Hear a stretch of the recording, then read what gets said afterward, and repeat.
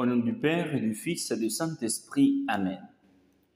Dans la parabole de l'Évangile d'aujourd'hui, le Christ est présent un administrateur astucieux, traître ou infidèle selon des autres traductions. Il est clair que Jésus ne fait pas l'éloge de la faute de l'administrateur, mais de sa capacité pour sauver sa vie. D'une certaine manière, on pourrait dire que l'habileté est l'un des enseignements de la parabole d'aujourd'hui. Souvent, les enfants des ténèbres sont plus habiles que les enfants de la lumière. De même que cet administrateur assure son avenir, nous devons réunir nos richesses dans le ciel et assurer notre éternité. Souvent, nous sommes astucieux, nous veillons pour nos besoins temporels, mais nous sommes maladroits pour penser et veiller à nos besoins spirituels. Jésus aussi dans l'Évangile nous rappelle « Aucun domestique ne peut servir de maître. Vous ne pouvez pas servir à la fois Dieu et l'argent. » Cette phrase est liée à la première lecture et à la parabole dont nous parlons. Dans la première lecture, le prophète rapproche au peuple d'Israël de commettre des injustices sociales, de rechercher des affaires temporelles et d'agir de manière injuste, et en même temps de ne pas respecter les obligations religieuses. Cette injustice sociale et le mépris des devoirs religieux montrent le mépris pour Dieu et l'amour pour les créatures.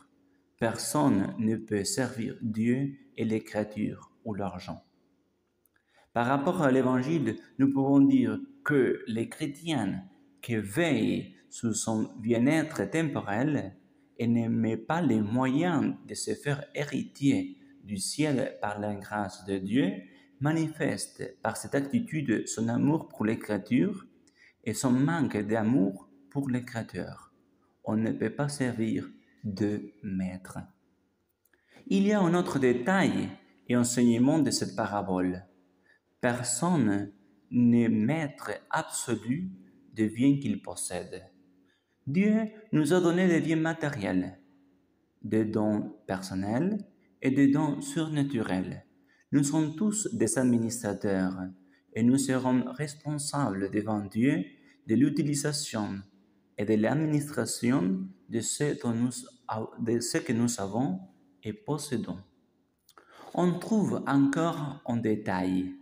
Cette personne n'est pas un simple individu, mais un administrateur, et que la libéralité, générosité par laquelle il a été sauvé n'était pas aux dépenses de ses propres biens, mais aux dépenses de son maître, qui est riche et bon.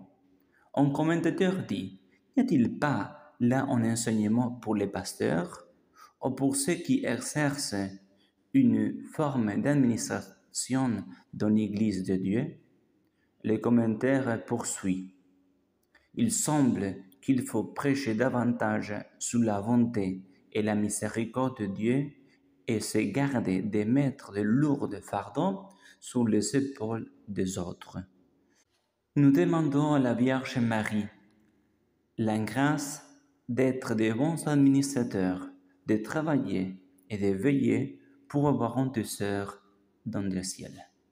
Au nom du Père et du Fils et du Saint-Esprit. Amen.